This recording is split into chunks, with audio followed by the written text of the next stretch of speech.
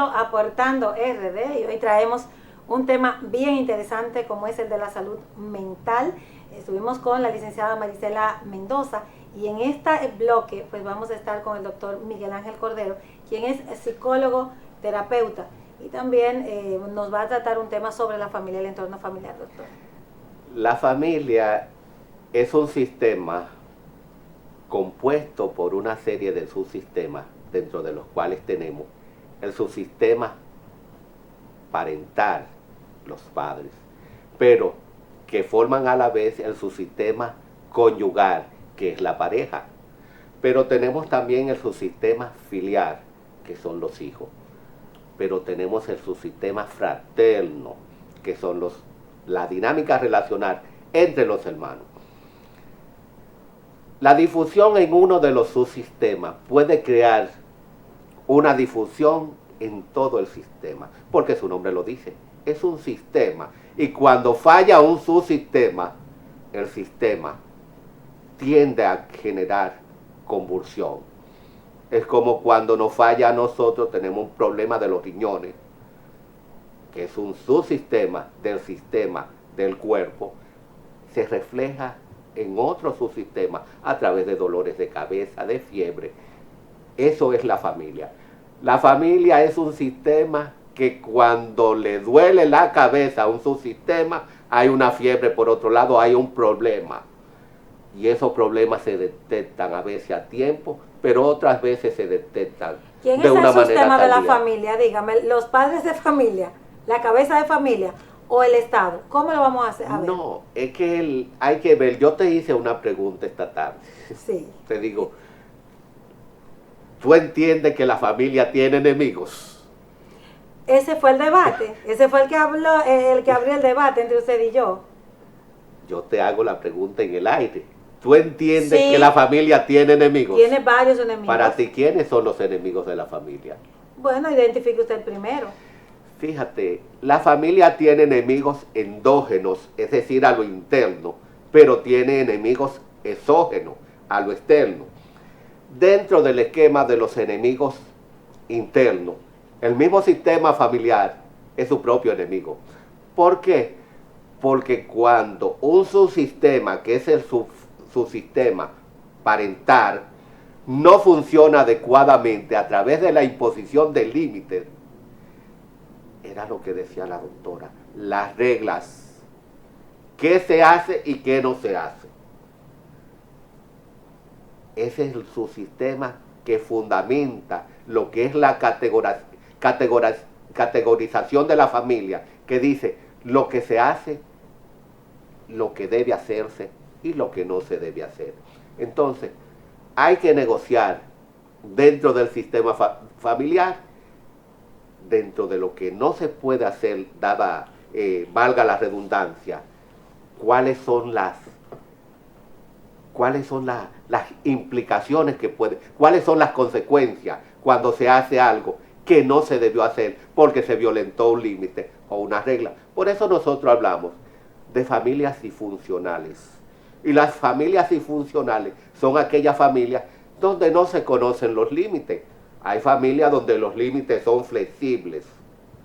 Los límites donde hay cierto laissez-faire, cierta permisibilidad de los padres, pero que no llegan a una disfunción.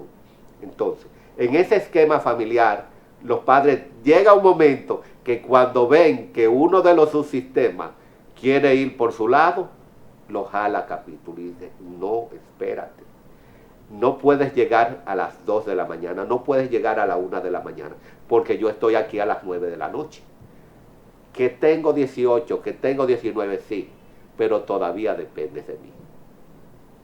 Son de esas partes que los padres, de una manera amplia, de una manera conmensurada, sin irritarse, tienen que hacerle entender a los hijos el porqué de las cosas. No es porque lo dice papá o lo dice mamá, sino porque hay un riesgo, hay un peligro en la calle, y más como está el asunto de la delincuencia. Otro tema que habíamos hablado. Los delincuentes se generan dentro de la familia o fuera de la familia. Es uno de los grandes problemas. Ahí vemos entonces y conocemos cuáles son los enemigos exógenos de la familia. Y el primer enemigo prácticamente de la familia que debe imponer y velar lo que son las reglas en el ámbito de la sociedad es el Estado. Y el Estado, como decía un gran autor, Johan Galton, el Estado, a través de lo que se llama la violencia estructural, genera una violencia en el esquema familia que se va convirtiendo en lo que se llama una violencia cultural, que más tarde nos preguntamos, ¿y por qué se viene dando una descomposición en la sociedad? ¿Por qué? Porque se ha convertido en una cultura, y cuando queremos rescatar una serie de valores que ya se han perdido, se han ido diluyendo, erosionando, por una costumbre que se ha creado, una permisibilidad comenzando por el Estado, que es quien debe trazar lo que son las pautas sobre el esquema de la familia, pero no a través de la represión, metiendo preso a papá porque no cumplió con su deber, o imponiendo acciones legales. No, eso desvirtúa lo que es totalmente el esquema de la familia.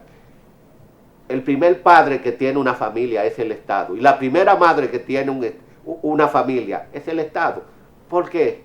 Porque el Estado es proveedor, hace la función de padre, y es nutridora, hace la función de madre. Entonces, en ese sentido, el Estado debe velar porque las legislaciones no contradigan lo que son los valores familiares. Vemos una Agenda 2030 que chocan directamente con lo que son los valores de la familia. Entonces le exigimos valores a una familia, pero no hacemos nada para que esa familia se dote de valores. Damos dispositivos, normativas a nivel educativo sobre el manejo de los estudiantes en las escuelas, que chocan muchas veces con los valores dentro de la familia. Debe haber una coherencia sistémica entre lo que se da en la casa y lo que se da en la escuela. En ese sentido, por eso hablo, que cuando el Estado no juega su rol, no juega ese rol fundamental de padre que tiene que marcar los límites, porque si no lo marca el Estado, no lo marcan en su sistema paterno, en el hogar. Porque si el Estado permite, los padres van a permitir porque se le atan las manos. Doctor, en este momento deben estar algunos países, algunos políticos, estudiosos de algunos estados que nos están viendo en estos momentos, analizando el por qué ellos no han podido reprimir la delincuencia, no importa las leyes que hayan impuesto. Porque aquí dicen que la delincuencia pues se ha ampliado, se ha proliferado, por ejemplo, en el Estado Dominicano, precisamente porque las leyes no se cumplen o porque hay corrupción. Pero hay otros estados que las leyes se cumplen y no se ha podido llegar a eliminar lo que es la delincuencia. Otros estados desarrollados, Estados Unidos, la Unión Europea, todo esto, están las cárceles llenas de menores de edad. Fíjese todas estas turbas que hay en Madrid, niñitos, que algunos vienen y se lo atribuyen porque ellos suelen ser paternalistas porque ellos no mencionan españoles, mataron a fulanito, ni robaron nada. Lo que dicen es un extranjero, un latino, un jamaiquino, un dominicano, pero no hablan de las bandas que ellos tienen y que es Europa. Que ellos vienen a otros países incluso, y no estoy atacando a Europa, tengo mucha gente allá en Europa, son mis amigos. Gente que te quiere mucho. Gente que me quiere mucho, sí. Pero realmente como que han perdido la batalla, y que hay que redefinir, como usted dice, cuál es el rol del Estado, qué debe hacer el Estado, cuáles son las medidas que debe tomar, no necesariamente represivas. Fíjate, hay un desenfoque real y virtual en lo que se llama la actitud del Estado ante lo que se llama la degradación de los valores, ante la proliferación de la delincuencia. Ya vemos que recientemente con la muerte de un niño de 9 años, cuando regresaba de fuera, que hay otro trasfondo detrás de eso que no se ha querido decir. Hemos recibido 2 alertas, una de Estados Unidos y otra de Canadá. Pero tú analizas en Estados Unidos diariamente, hay niños menores de 12, de 11 años metidos en conflicto y matan hasta 10 y 15 muchachos diariamente en los barrios, en el Bronx, donde quiera, en cualquier lugar. Es decir, un escándalo aquí, dice un refrán: país pequeño, infierno grande, o pueblo pequeño, infierno grande.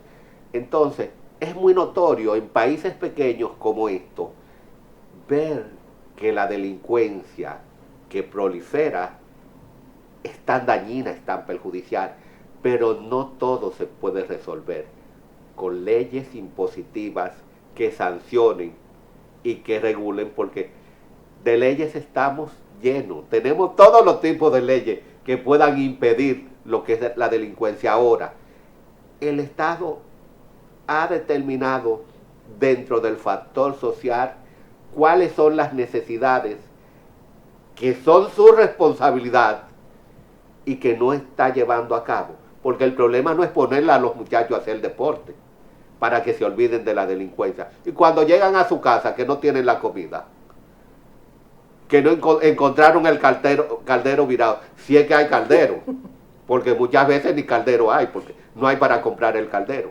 Entonces, debe ser una preocupación del Estado, pero como ente que maneja lo que se llama la parte gerencial del Estado, de los gobiernos, de hacer un análisis situacional de lo que se está viviendo y buscar cuáles son las posibles soluciones o cursos de acción para cerrar esa gestalt y controlar y cercar la delincuencia a través de medidas proactivas, no coercitivas, porque la misma inteligencia estratégica establece que la inteligencia es preventiva y el Estado debe funcionar con medidas preventivas, haciendo estudios a largo plazo, no a corto plazo. Doctor, pero hay que hacer el híbrido.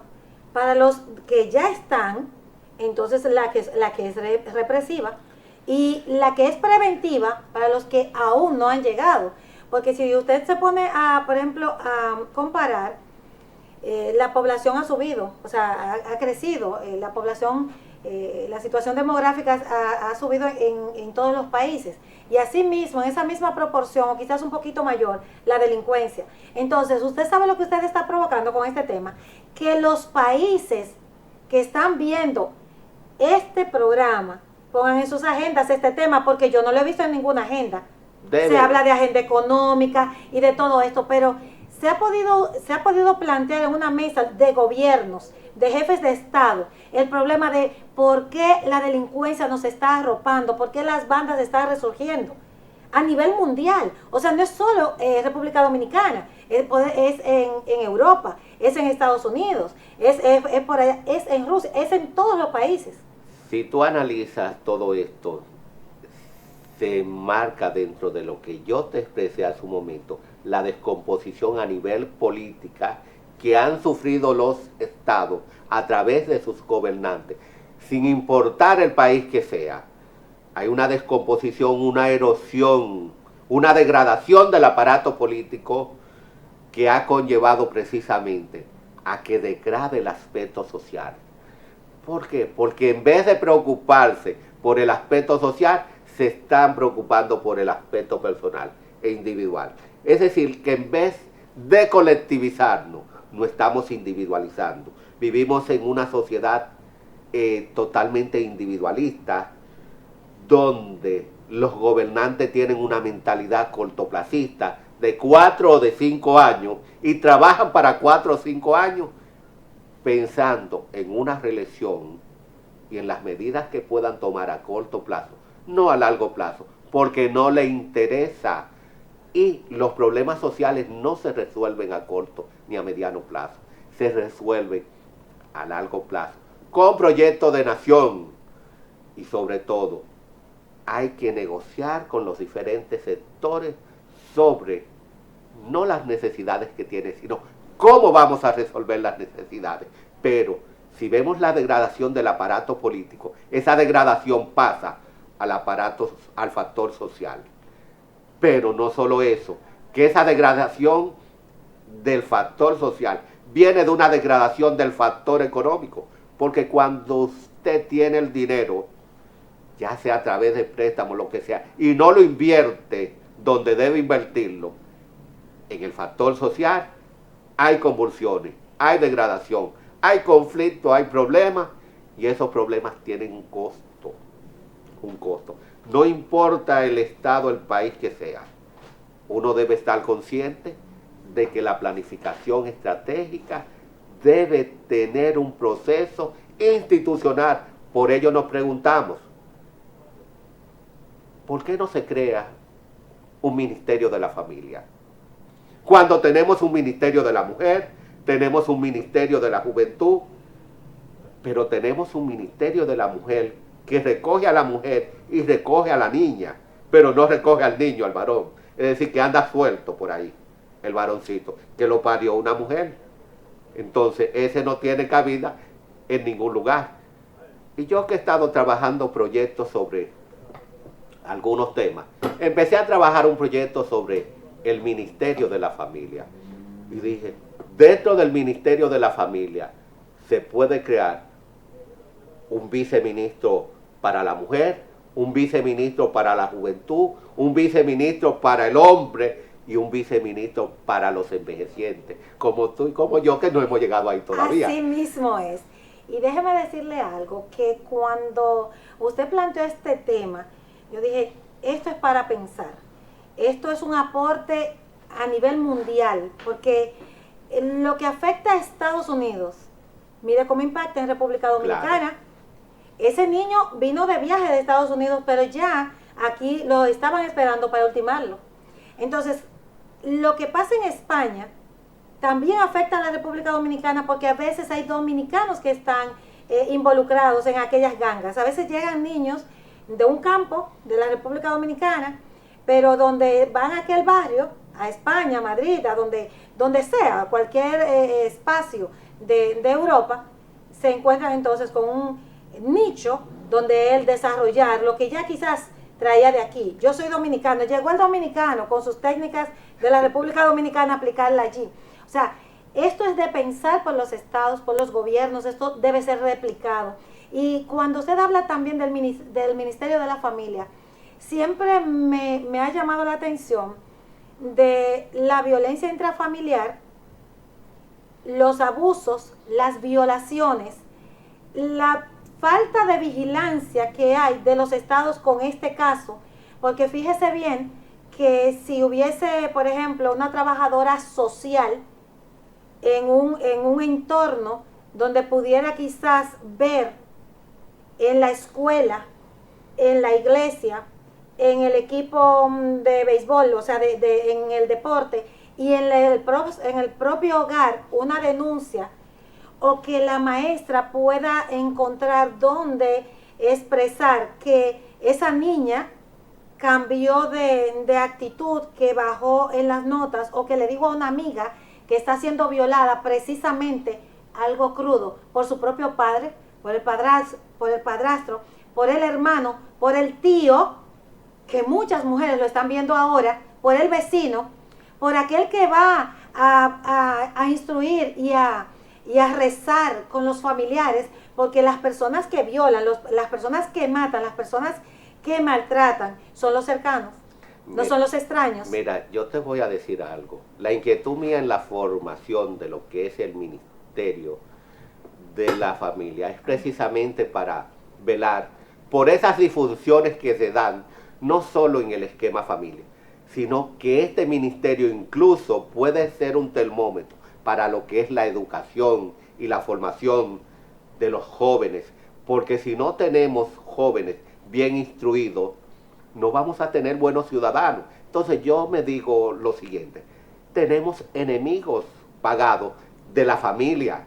Hay ONG que son contrarios a la familia. Hay grupos de presión que son contrarios a lo que se llaman los valores familiares.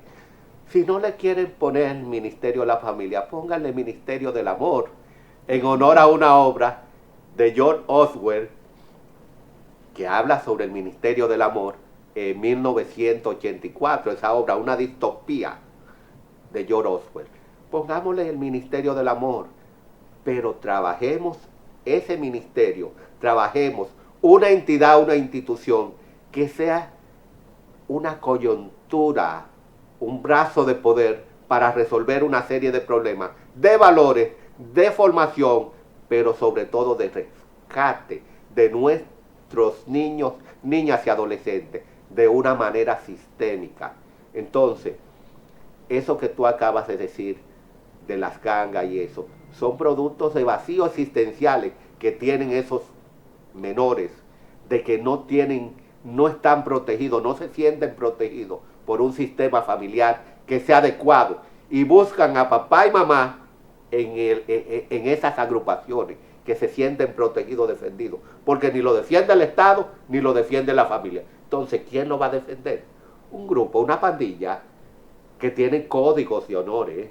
Las pandillas tienen código de honores, los cárteles tienen código de honor y defienden y protegen a sus miembros. Entonces, si el Estado no lo hace, los cárteles lo hacen las pandillas, y en ese sentido entendemos que los Estados deben jugar un rol protagónico para restarle a esos grupos antisociales y sumarle para tener una sociedad saneada, una sociedad como debería de ser, como dice Karen Horney.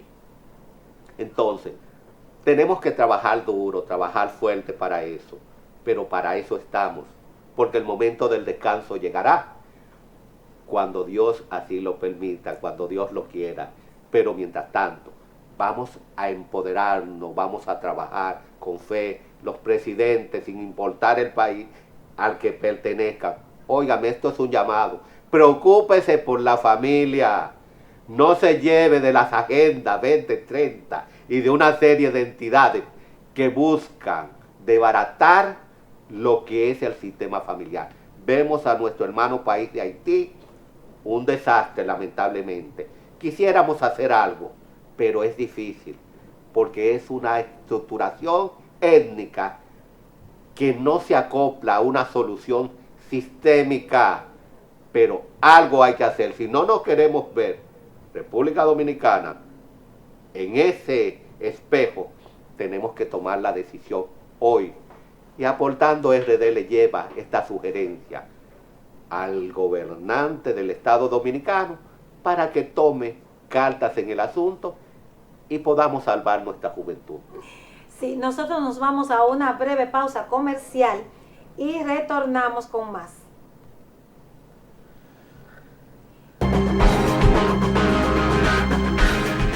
Aportando RD llega a...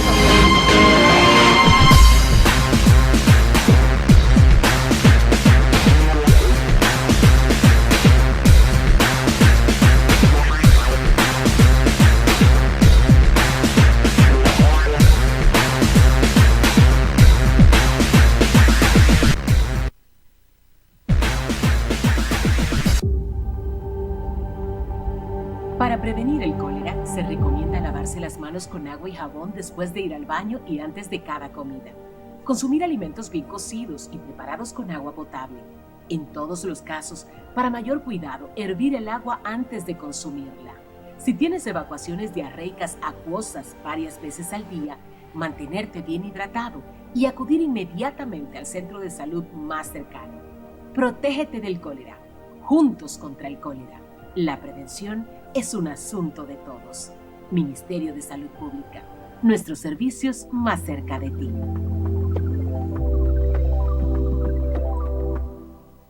La salud visual es prioridad y en la provincia Sánchez Ramírez se encuentra Cofamilia, que es el centro diagnóstico y oftalmológico.